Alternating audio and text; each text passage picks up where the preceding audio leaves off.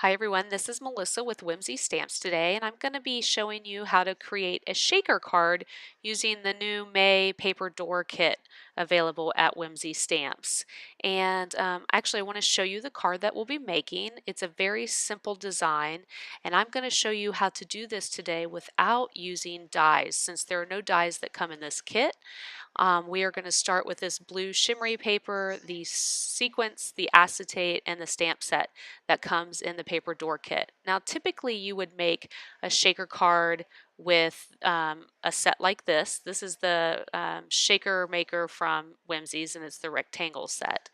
But instead, we are going to be doing it without. So you will either need foam tape or you will need a piece of craft foam. Those are the two ways that you can make shaker cards. Today we're going to be using the foam tape because I think most people probably have that in their stash.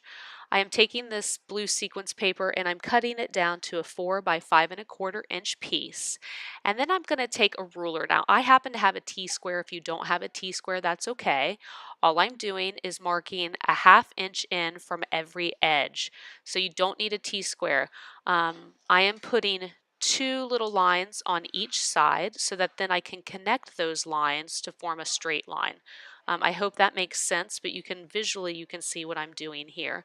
A T-square is nice because you can line it up, but don't feel like you need a T-square. You just need a ruler to do this. Okay, and now that we have this marked out so that we have a 1/2 inch on every side, we're going to use a paper cutter. If you have a guillotine paper cutter, it's not going to work. You need a slide paper cutter like this. The line on the orange cutter part indicates about where that blade starts, but to be safe, I'm only going to cut in the center of the lines. And so I line up the wire and then I make a simple cut inside of those lines. And you'll see what I'm talking about. I don't want to go all the way down because if you go all the way down, there's a potential for you to make lines on the cut that don't look quite right. So what I'm going to do is actually take a cutting board and use a straight edge. Now, if all you have is a guillotine cutter, you can just use a straight edge to do this. Now, this is a lot of work. I would typically not recommend someone do this. However, if you don't have a rectangle die or some kind of die that you would like to use for a shaker card, then you can make a shaker card. You just have to make sure that you have a straight edge and a ruler, and you can simply cut out a rectangle in the middle. Like I said, it takes a little bit more time. However, it looks great. It looks like you used a die. So there you go. You've got a rectangle cut out and now that you can use for a shaker card. So the next thing I will do is attach the acetate piece that comes in the kit to this rectangle that I cut out. And I believe it's the size of an A2, so I'm going to cut that down as well. So that it fits on my blue rectangle, and just make sure that you don't cut it too small, because if you cut it too small, the acetate won't work properly. And I'm simply going to use my ATG tape here, and it's a little bit wider. I think it's a 3/4 inch, and remember we made that at a 1/2 inch edge. So I just simply fold the tape over onto the underside, and then I'll adhere the acetate to that base. So it is actually very simple if you don't have a die. It just takes a little bit longer. And now what I want to do is go ahead and make my card base. And this is an A2, so I'm scoring this 11" by 4¼ inch paper at 5½ inches. That's called a top fold. And then I will simply take my foam tape and in here. Luckily, I have 1/2 inch foam tape for this, and what I've done is I've actually folded the foam tape over on itself because I want something that's a little bit thicker, and I also want something that is not so sticky when I go to cut it. Okay, so now all I'm doing is cutting it in half because it doesn't have to be as wide as that 1/2 inch cut that we made on the rectangle. But what I like to do is I take the straight edge now because it's cut in half. You know, one side's the side I cut and one side's the straight edge of the tape. And I lay that side against the kind of edge of the rectangle almost to the acetate, but you don't want the foam tape to to peek out of the side.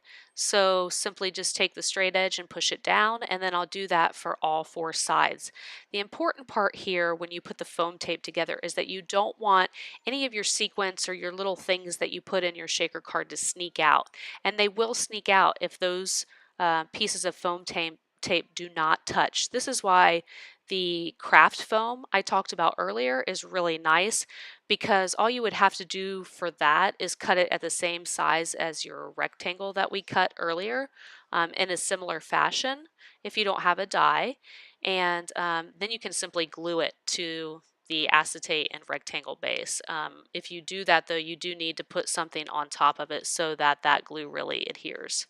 So what you saw me do just then is take my anti-static tool, and any of the sticky foam tape on the edges, if you rub it with anti-static tool, then the sequins won't stick to it for the most part.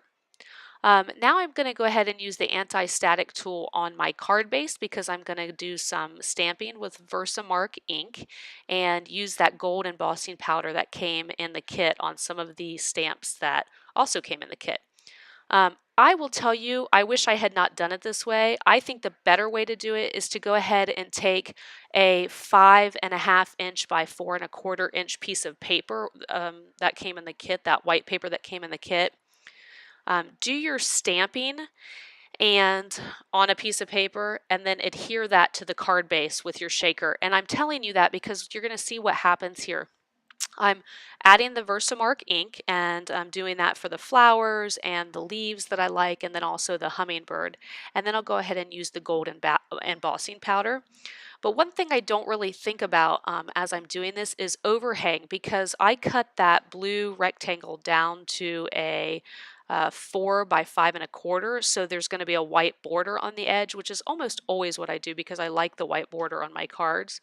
And right now it's okay, but what happens when I add a little bit more detail is that I do get a little bit of overhang on that white border side. So if I had stamped on a different piece of paper, I could have cut it down and made sure that it was hidden underneath the border, but because I used it on my card base, I could not do that. So that's just a tip for you as you create this card. So I like this look, but I feel like it needs a little bit more detail and a sentiment, so I'm going to go ahead and stamp some more leaves in the Versamark ink, and then so right there's about where I make my mistake, and you'll see the gold overhang. But I'm going to go ahead and finish this out with a sentiment and some more leaves and maybe even some more flowers here, so that I get a little fuller look. The other thing you can do is you don't have to stamp within the shaker portion of the card. You can stamp on the outside and fussy cut and then adhere it to your frame, and that looks really pretty too. And I believe a number of the design team members did that for this set, and you can see that on the Whimsy blog.